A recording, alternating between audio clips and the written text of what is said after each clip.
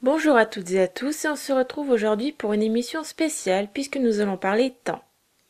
Non, pas météo, on va parler du présent de l'indicatif.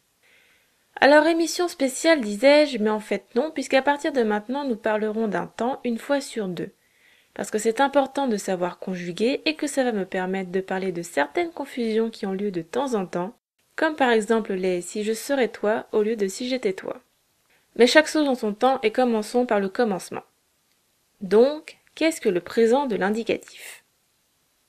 Premièrement, quand l'utiliser? Le présent de l'indicatif s'utilise pour parler d'un événement qui se déroule au moment où l'on parle. Par exemple, en ce moment, il pleut. On l'utilise aussi pour parler d'une vérité générale, c'est-à-dire de quelque chose qui est toujours vrai et qui n'est pas forcément en train de se passer. Exemple, après la pluie vient le beau temps. Là, il n'y a pas de contexte temporel, c'est une généralité. Le présent de l'indicatif peut aussi indiquer un passé proche, quelque chose qui vient tout juste de se passer, mais qui est fini puisque c'est du passé. Exemple, il vient de pleuvoir. Là, il a plu, mais c'est fini, c'est du passé, mais on utilise le présent. On peut aussi l'utiliser pour parler d'un futur proche, comme dans il va pleuvoir. Ici, il ne pleut pas, mais cela va bientôt se produire. C'est du futur, mais on utilise le présent pour montrer le côté imminent de l'événement. Deuxièmement, conjugaison. Pour les verbes du premier groupe, on conjugue comme ça.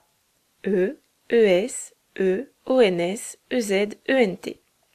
Exemple avec manger. Je mange, tu manges, ES, il mange, nous mangeons, ONS. Vous noterez au passage l'apparition du E indispensable pour conserver le son je. C'est un peu comme dans pigeon, quoi. Vous mangez, EZ, il mange, ENT. Les verbes du deuxième groupe, eux, se conjuguent ainsi.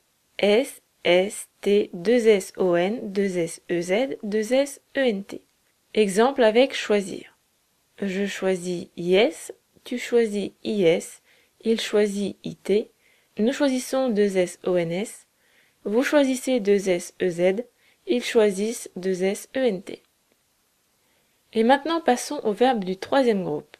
Il existe deux conjugaisons possibles, mais la seule différence se situe à la troisième personne du singulier.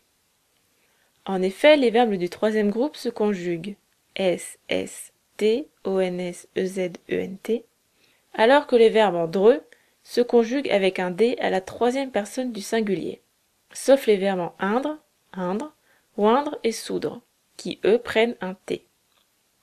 C'est-à-dire que le verbe cuire se conjugue avec un T à la troisième personne, alors que le verbe tondre qui se termine en dreux prend un D.